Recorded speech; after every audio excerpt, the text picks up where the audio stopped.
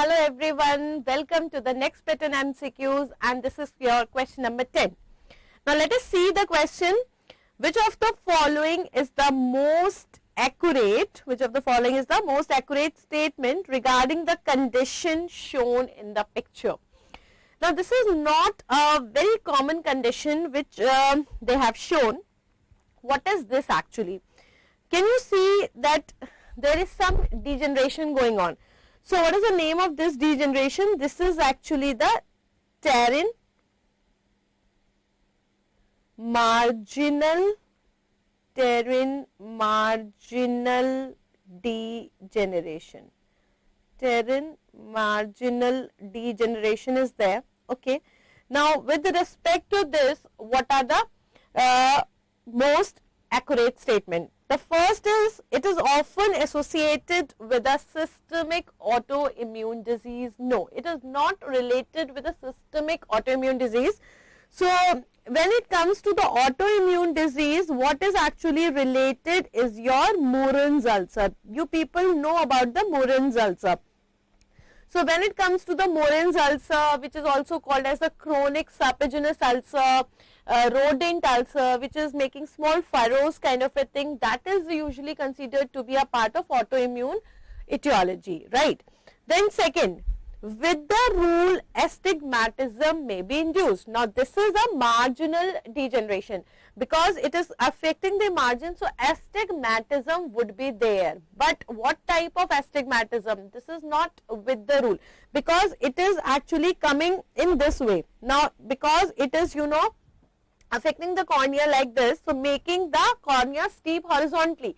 So what kind of astigmatism would be there? There will be what you call as the against the rule. So I will have against the rule astigmatism. So this statement is also wrong. This statement is also wrong. Now coming to the third statement, thinning is more apparent than the real. They are saying that actually there is no thinning. Now again this is false because thinning is actually fake in cases of the Morin's ulcer. What was the typical characteristic of your chronic serpiginous ulcer? It was a peripheral ulcer, okay, with advancing borders, overhanging margins. It is starting from the periphery, going towards the center in a snake-like fashion, and it is digging furrows, very, very small furrows. So through and through perforation is actually very, very rare in cases of Morin's ulcer because it is not going deeper. It's not going much deeper. It is remaining superficial only. So perforation is not there, and there you do not suspect thinning. But here actually we are having thinning because it's a degenerative condition and it is present at the periphery. So this is again not a true statement. However, if you look at option number D, epithelium remains intact. This is the characteristic feature of your Terence marginal degeneration because if you remember the very basic thing that I told you, whenever you are suspecting that degenerative changes, what are the layers that are affected?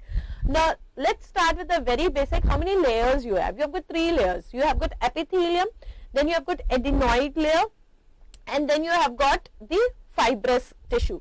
So if you go with the adenoid along with the fibrous tissue together, it is called as substantia propria. And what layers are affected in degenerative changes? It is the substantia propria. So does substantia propria include the epithelium? No. So answer is very, very clear. Therefore epithelium remains intact. Now even though you may not be very much aware of the Terence marginal degeneration, now this could be a possibility. Many a times they are clicking or picking up that kind of a clinical situation which is not very, very common. So maybe you have not gone through it, but never lose hope. You are not required to write about that condition. You are just asked certain options about it, and you can easily rule them out according to that knowledge that you have.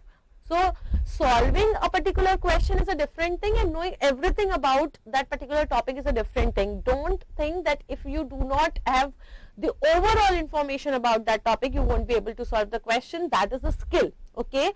Even if you know some things about some of the topics, you are able to solve the question. So you know about the Morin's ulcer, you know about the degeneration, so very basic thing. if you are applying that knowledge. So in the degenerative changes, epithelium will not be involved. Okay, is it a very common statement or not? Yes. So you know that. So epithelium will always remain intact. So obviously, what is the most accurate statement? So answer will be epithelium remains intact. So I hope this question is very clear, and this will definitely add up in your clinical pearls, as well as also help you to develop an approach solving those kind of questions where the topic may not be entirely known to you. Thank you and happy ophthalmology.